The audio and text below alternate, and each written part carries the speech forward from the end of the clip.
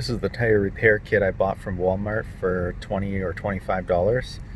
It comes with, I'll show you what it comes with in the back here.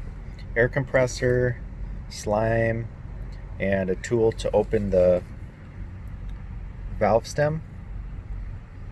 And you just follow the instructions on here and it is a 15-minute flat tire repair. And I found that this actually worked, and it got me out of a bad situation where I was at a supercharger, and the guy next to me told me I had a flat tire.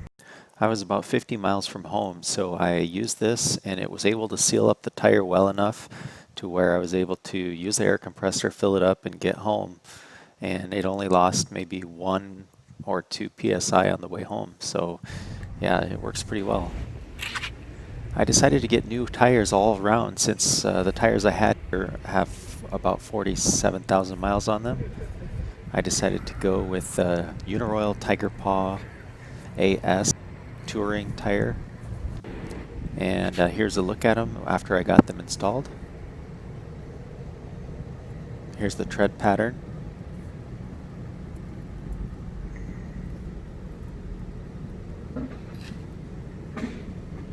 Some nice siping and grooves there.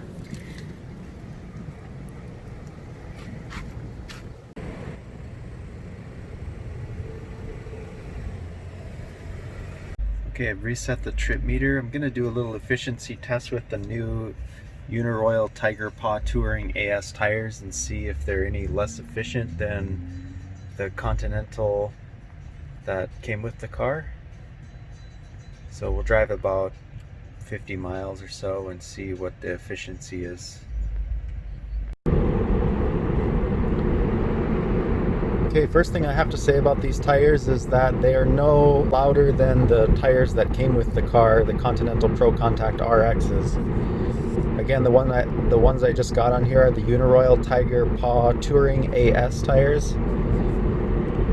And I'm driving at highway speeds now, and you can kind of just tell the noise in the cabin compared to the sound of my voice. I don't have any technical way of saying how or showing how loud it is. I don't have a decibel meter, but it's definitely no louder than, or at least very comparable to, the stock tires that came on the car. And those tires came with the foam padding or the foam inserts inside the tires to try to reduce road noise.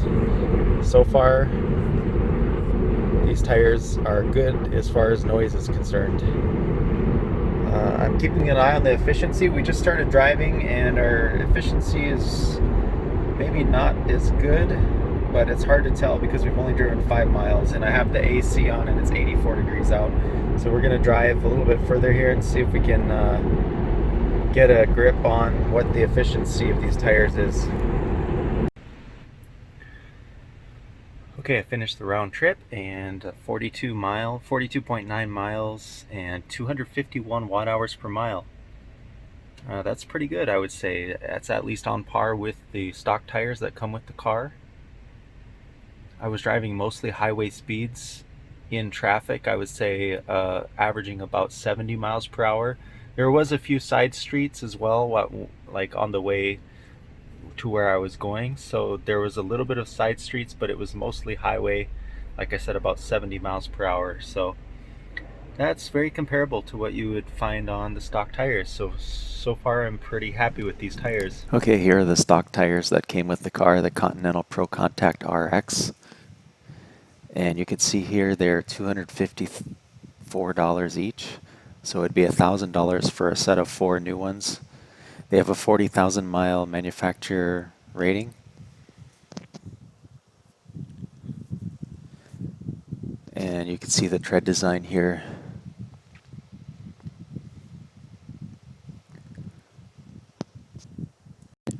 And here are the tires I ended up putting on the car. It was a little bit of a leap of faith because the tires are half the price of the Continentals at $128 each and $515 for a set of 4. But these actually have a better warranty. They're rated for 65,000 miles. And the features are all about the same. This is a touring tire, so the only downside that I could really tell, maybe if you want to call it a downside, is the steering doesn't tend to be as sharp as with the Continental Pro contacts. Like you could really feel the sharpness when you steer into corners.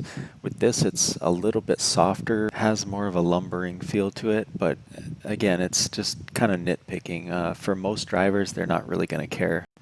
I guess it comes down to what you personally use the car for. If you want it to have a more sporty feel, then you'll want sportier tires. But if you just want a good everyday driving tire, this is going to be probably great for you.